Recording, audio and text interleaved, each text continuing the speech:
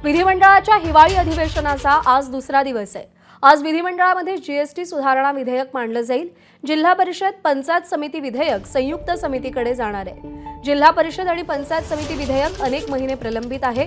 विरोधी पक्ष आज बीड आणि परभणीच्या मुद्द्यावरून सरकारला घेरण्याचा प्रयत्न करेल। अभिषेक मुठाळ आपले प्रतिनिधी सध्या आपल्यासोबत आहेत।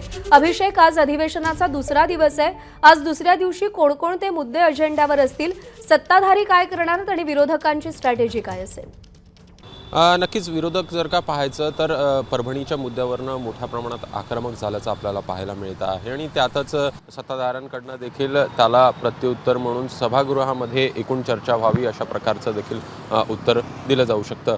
दुसरीकडे जर का पाहायचं तर सत्ताधाऱ्यांकडनं काही महत्त्वाची विधेयक असतील, सोबतच काही घडामोडी असतील, अभिभाषणावर चर्चा असतील राज्यपालांच्या, ह्या देखील आपल्याला आज होताना पाहायला मिळणार आहे। साधारणपणे आज जर का पाहायचं तर महाराष्ट्र वस्तू व सेवा कर विधेयक जे आहे ते आज सादर केलं जाईल आणि यात मान्यता जी आहे ती येताना आपल्याला पाहायला मिळेल।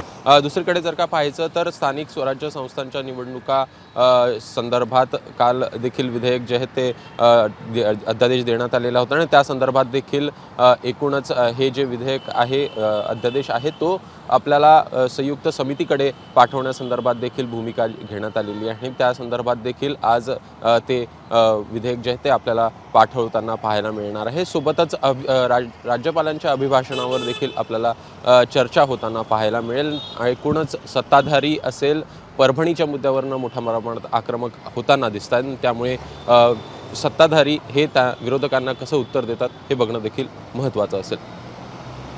निश्चित आजचा दिवस अनेक अर्थाने महत्त्वाचा आहे। अधिवेशनाचा अभिषेक अपडेट जाणून घेत राहू। सध्या धन्यवाद दिलेल्या माहितीसाठी। एबीपी माझा, उघडा डोळे बघा नीट।